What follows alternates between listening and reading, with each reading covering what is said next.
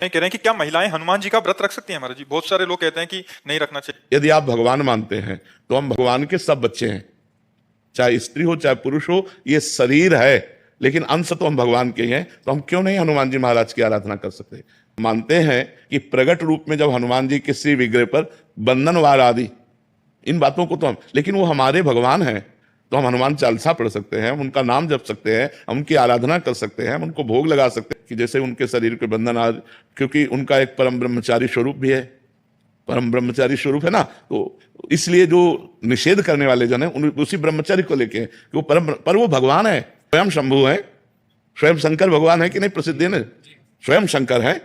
11वें रुद्र का अवतार है। तो हमें लगता है कि जैसे आराधना तो सब कोई कर सकता है, पर हम बंधन वार आदि के लिए अभी प्रमाण नहीं पाया, अपने हाथ से हनुमान जी के शरीर को छूना या उनके बंधन आदि, ये अभी तक हमें, लेकिन हम अपने भाव से कहते हैं कि हमारे वो भगवान है, हम हनुमान चालीसा पढ़ें, हम हनुमान जी का नाम जप करें, हम हनुमान जी के लिए भोग की व्यवस्था करें, ये मान लो घर में हनुमान जी विराजमान तो रसोई बनाकर बढ़िया सुंदर भोग लगावें, ये सब हमें प्रमाण नहीं मिला, इसलिए हम इस विषय में हाँ नहीं कह सकते। बकाया आराधना तो की जा सकती है क्योंकि वो हमारे भगवान है। महाराज जी आरती कर सकते हो? हाँ, भोग बनाइए, भोग लगाइए, आरती कीजिए, उनका जो श्रीअंग सेवा है उसके लिए, हाँ उसके लिए हम नहीं कह सकते, क्योंकि उनका एक परम ब्रह्मचारी स्वरूप है, वो परम ब्रह्मचारी महान, तो कहते भाई कहें वो हम भी करें, तो ये शरीर धर्म की मर्यादा है,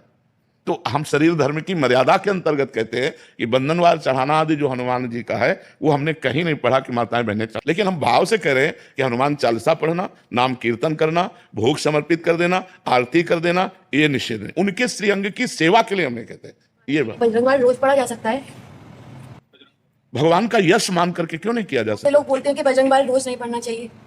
अगर हम भगवान का यश गान कर रहे हैं, हमें कोई अनुष्ठान थोड़ी कर रहे हैं कि हम बजरंग बाण का प्रयोग किसी के प्रति अनुष्ठान कर रहे हैं, हम तो भगवान का यश गान कर रहे हैं। जय जय हनुमंत, उसमें जिसमें वर्णन तो जय जय हनुमंत है ना, उनकी जय जयकार कर रहे हैं, उनकी महिमा का वर्णन कर रहे हैं। और सबसे बड़ी बात है, अगर ये माना जाए तो बजरंग बाण का सही प्रयोग है भवरोग का नाश। शरीर रोग तो नाश एक साधारण बात है, भवरोग नाश है रोग हरे सब पीरा जपत निरंतर बात है, जपत निरंतर,